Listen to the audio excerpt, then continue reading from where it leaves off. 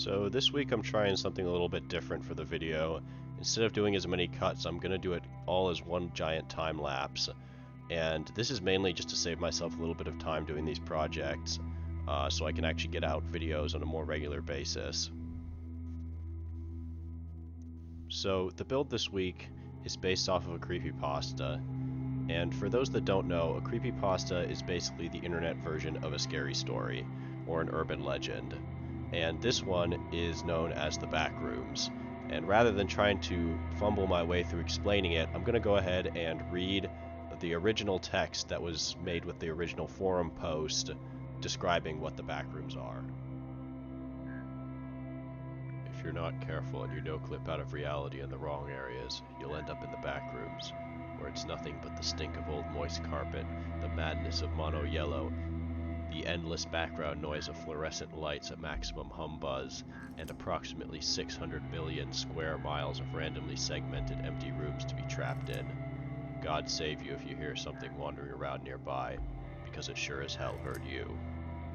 Here's another excerpt from the Backrooms wiki, which gives a more general overview of what the Backrooms is about. The Backrooms are a labyrinth of randomly segmented rooms and halls. The first 3 confirmed levels share 3 distinct characteristics: loud buzzing fluorescent lights, yellow stained walls, and beige carpets with varying quality and age. So far, there are 3 generally recognized levels, with further numbers being unconfirmed. Each level has its own unique set of familiar characteristics. Examples of these include random items ranging from furniture to tools to weapons, etc. Some of the items located within the Backrooms can be very helpful, and can be sometimes the difference between life and death. The Backrooms are generally considered to warp a traveler's mind to what they think is most monotonous while retaining its core elements. Many consider it one thing, while others consider it another. The levels also contain various different creatures, which can either attack you or not pay any attention to you. Their behavior is seemingly as random as the Backrooms itself. The theory of monsters existing is backed up by the fact that reportedly nobody has ever made it out.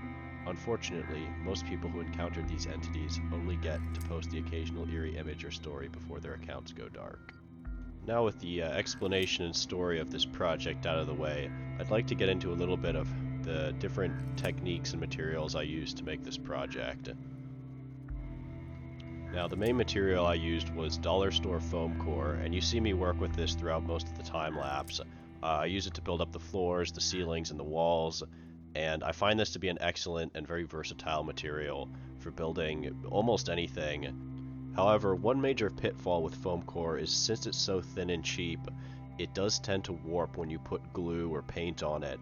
And I actually encountered that in this project while putting the carpet on, because I had made 2 layers of foam core to make the floor and stuck them together with hot glue, but unfortunately my hot glue was not strong enough to hold them together on their own, so when I applied the carpet over the top layer, it basically warped, and I had to weight down the entire project with a bunch of heavy objects to flatten it out again. Luckily this worked, but it's definitely something to watch out for when you're using foam core without extra reinforcement.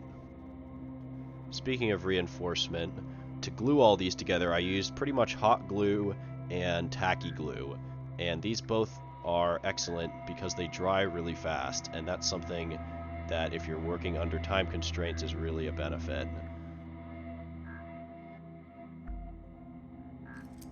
So the little frosted panels I used to cover and diffuse the LEDs. Now these are just made with food packaging that I sanded down, so pretty simple, but definitely a really good way to diffuse bright lights in a project like this.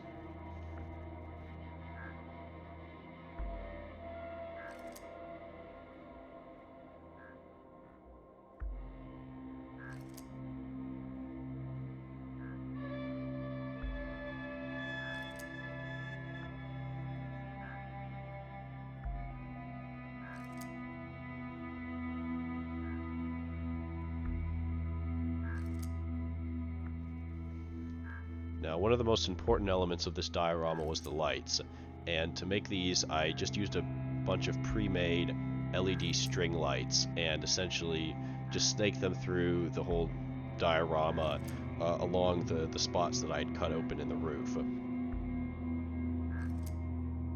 I find these LED string lights to be a really excellent way to add lights to a build without too much effort.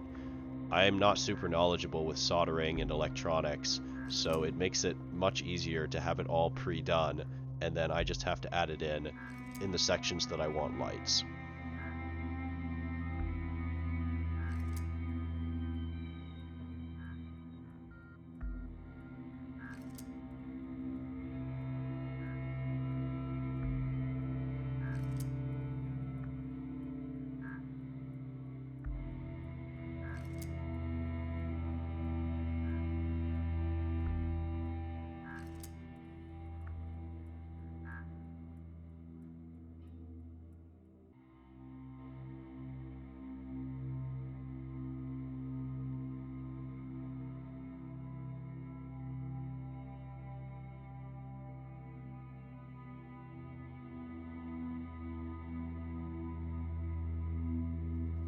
For the wallpaper on this project, I just found some images on Google that closely matched the Backrooms wallpaper, and then I printed them out in about the right scale and cut them out and then applied them in the same way that you would apply actual wallpaper by spreading glue and then gluing the paper on, and this works surprisingly well.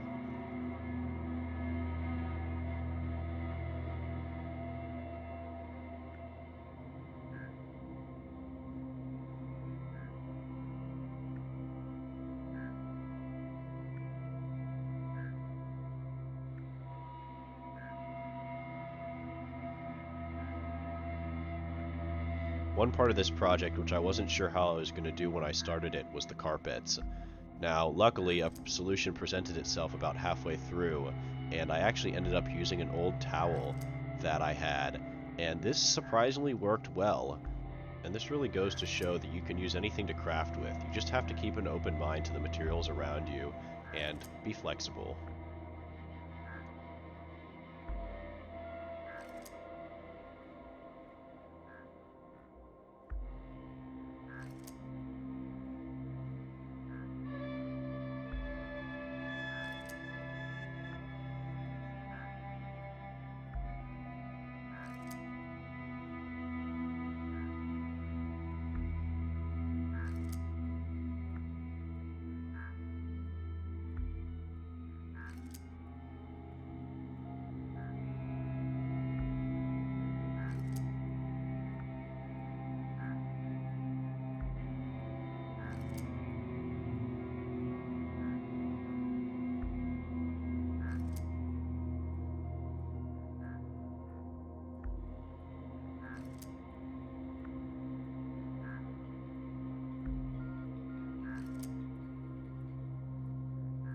For the figures on this project, I 3D printed them, as I usually do for most projects, and I got all of them off of a website called Thingiverse, which I'll link in the description.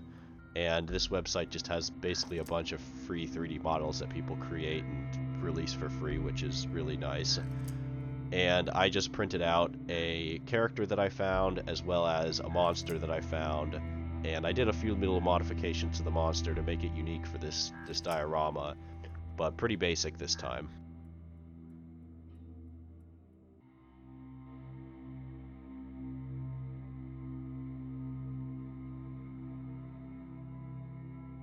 Now, with all the parts in place, here's the final product.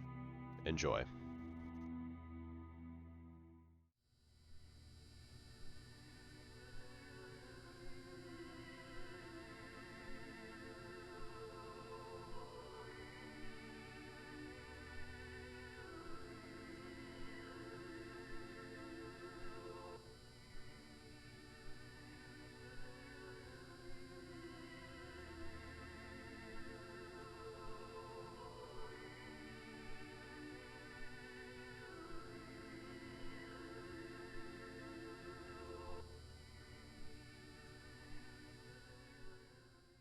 So I hope everyone enjoyed this video. It's a little bit of a look into my process for making dioramas.